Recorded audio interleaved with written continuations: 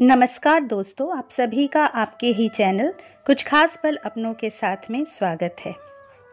हम सभी भगवान श्री कृष्ण के बाल्यकाल से उनकी बाल लीलाओं से भली भांति परिचित हैं, पर क्या आप जानते हैं भगवान श्री कृष्ण और पूतना का क्या संबंध था? क्यों पूतना का ही चुनाव भगवान ने उन्हें दूध पिलाने के लिए किया था? दोस्तों, इस वीडियो में हम जानेंगे कि जन्म के बाद कृष्ण जी को मारने आई पूतना कौन थी, क्या है उसका रहस्य। भगवान कृष्ण के जन्म के तुरंत बाद ही उनके ऊपर मृत्यु का खतरा मंडराने लगा था। मथुरा का राजा अत्याचारी कंस उनके पीछे पड़ा था। इस तरह जन्म के ठीक 6 दिन के भीतर भगवान को मारने के लिए कंस की ओर से भेजी गई राक्षसी पूतना आई थी। पूतना की योजना थी कि वह अपने स्तनों पर विष लगाकर जाएगी और धोखे से नन्हे बालक को पिला देगी। इस तरह कंस के रास्ते का कांटा मिट जाएगा।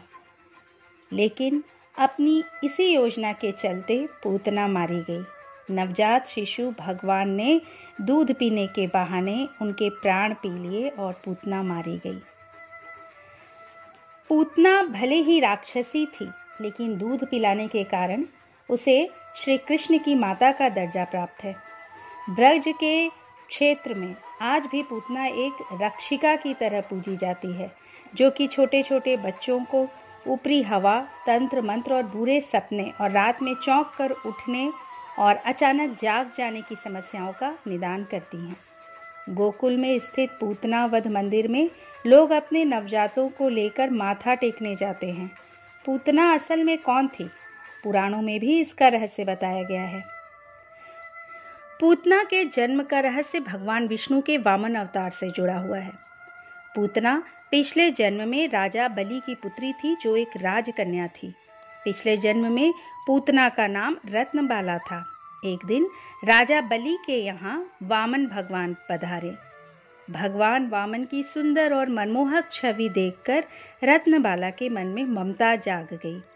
वह मन ही मन सोचने लगी कि मेरा भी ऐसा ही पुत्र हो, ताकि वह उसे हृदय से लगाकर दुग्धपान कराती, बहुत दुलार करती।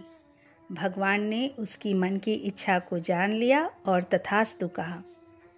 इसके बाद भगवान ने राजा बलि का अहंकार दूर करने के लिए 3 पग में भूमि नाप दी।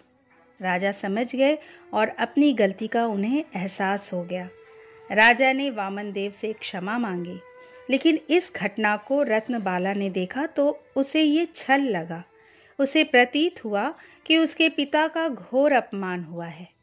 इससे रत्नबाला बुरी तरह से क्रोधित हो उठी। उसने मन ही मन भगवान को बुरा कहना आरंभ कर दिया। उसने कहा कि अगर ऐसा मेरा पुत्र होता तो मैं इसे विष दे देती। भगवान ने उसके इस भाव को भी जानकर तथास्तु कह दिया। रत्नबाला अगले जन्म में पूतना बनी। पूतना कंस की सबसे विश्वास पात्र थी और उसे भाई मानती थी। कंस ने अष्टमी की तिथि के दिन जन्म लेने वाले सभी बच्चों को मारने का आदेश दिया। आदेश मिलने के बाद पूतना गोकुल पहुंच गई। वो भेष बदलने में माहिर थी। उसने सुंदर स्त्री का भेष धारण किया और भगवान कृष्ण को दुग्धपान कराने लगी। भगवान ने उसे पहचान लिया और उसका वध कर दिया।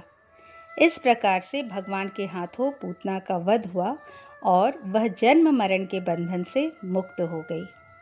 वहीं पूतना की दुग्ध और विष पिलाने की इच्छा को भी भगवान ने पूर्ण किया। दोस्तों, उम्मीद है इस वीडियो से आपको भगवान श्री कृष्ण और पूतना के संबंध की जानकारी जरूर मिली होगी। यदि ये वीडियो आपको अच्छी लगी हो तो प्लीज़ लाइक और अपने रिश्तेदारों के बीच इसे शेयर जरूर करें। और हाँ, अगर अब तक आपने इस चैनल को सब्सक्राइब नहीं किया है तो प्लीज़ सब्सक्राइब कर लीजिए और बेल आइकन को प्रेस कर दीजिए, जिससे आने वाले वीडियोस की नोटिफिकेशन आपको मिलती रहेगी। अगली बार एक नए वीडियो के साथ आपसे फिर मिलेंगे। जय श्री कृष्ण।